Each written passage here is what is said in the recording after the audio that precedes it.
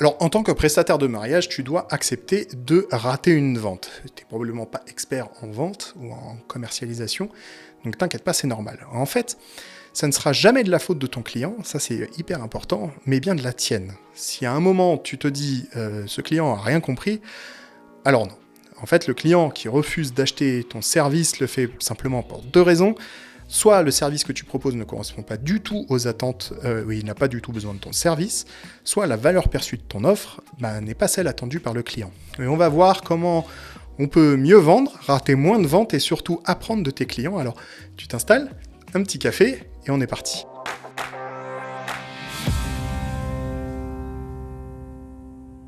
Aujourd'hui, ce qui nous intéresse, c'est de comprendre ce qu'est une valeur perçue d'une offre, d'un point de vue du prospect ou d'un client, peu importe. Pour ça, il faut bien comprendre une chose, c'est que le jugement d'un prix est complètement arbitraire. En tant qu'acheteur, on ne sait pas évaluer un produit.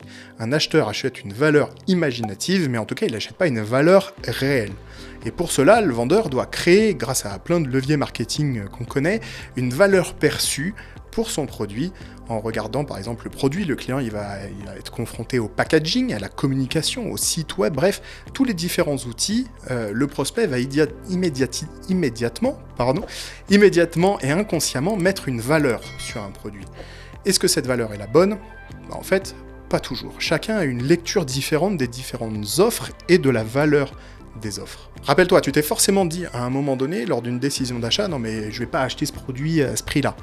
Et bien ici, c'est uniquement le fait que la valeur perçue du produit qui t'est présenté n'est pas à la hauteur de tes attentes. En fait, à cela, il y a plusieurs raisons. Ça peut être le design, peut-être que le produit en lui-même n'est pas joli, du coup, tu estimes que ça ne vaut pas le prix. L'offre en tant que telle, peut-être que le produit en lui-même ne t'intéresse pas, ou le service lié à cette offre, parce qu'aujourd'hui, les services qui englobent un produit, ou même les services liés à un autre service sont hyper importants. L'histoire de la marque, le fameux storytelling, etc., etc., tout ça fait que, en fait, c'est une grosse enveloppe qui fait que ça rentre dans la valeur perçue du produit, savoir si ça t'intéresse ou pas d'acheter le produit au prix auquel il est affiché.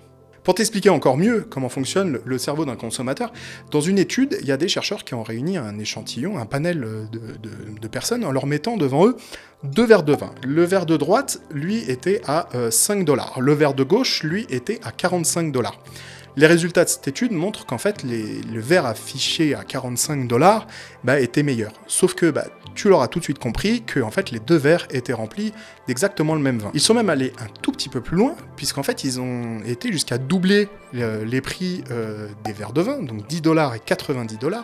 Et l'échantillon interrogé, ils ont dit que le goût était bien sûr différent, et certains ont même été dire que c'était 2 fois meilleur. Et la valeur perçue, c'est exactement ça. Alors quand un prospect te dit que t'es trop cher, la bonne nouvelle, c'est pas vraiment que t'es trop cher, c'est que la valeur perçue de ton offre n'est pas la bonne. Et ça, c'est toute la différence.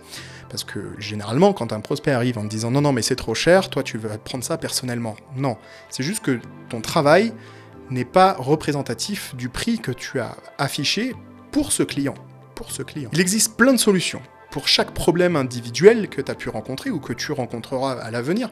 Je ne vais pas pouvoir ici les aborder tous un à un, mais déjà, ce que tout le monde peut faire à son niveau, c'est d'utiliser ce qu'on appelle en marketing la mission, pour activer ce qu'on appelle les connexions cognitives pour augmenter la valeur perçue. C'est assez simple à mettre en œuvre et si tu le fais pas déjà, je t'invite à le faire. Par exemple, sur ta plaquette ou ton site internet, tu dois pouvoir présenter ton à propos ou ton qui suis-je. Si c'est pas le cas, bien sûr, je t'invite à le faire.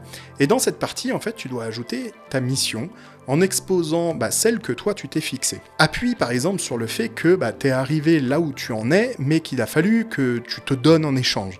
Par exemple, t'as dû prendre des cours du soir si t'as fait une reconversion professionnelle, t'as dû réaliser des stages, des formations, te focaliser sur telle ou telle chose à mettre de côté, etc. Toute cette dureté que t'as pu rencontrer, tu dois le mettre en mots, donc raconter l'histoire, tu te souviens, le cerveau aime qu'on raconte des histoires, donc on va en profiter, et tu dois le partager sous cette forme de mission.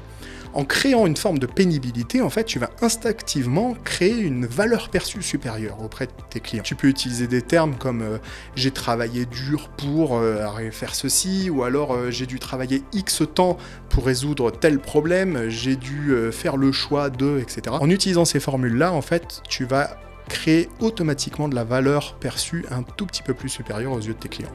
L'erreur à ne surtout pas faire, du coup, tu auras compris que c'est de reprocher à ton prospect de ne pas avoir compris ton offre. Si un prospect ne comprend pas ce que tu vends, comment tu le vends, pourquoi tu le vends, eh ben, c'est pas de sa faute, mais c'est bien de la tienne. Ton objectif, en tant que vendeur de tes propres prestations de services de mariage, c'est de lever les objections que pourraient avoir tes prospects. En fait, tu dois répondre à leurs questions avant même qu'ils ne te les posent. Ça me fait penser, je ferai une autre vidéo sur ce sujet-là d'ailleurs. D'ici là, travaille sur ta valeur perçue, sur la valeur perçue de tes offres, et dis-moi en commentaire si tu as des questions, peut-être que je pourrais t'aider. Et sinon, nous on se retrouve très bientôt sur une prochaine vidéo sur les Wedding Talks. Allez, ciao!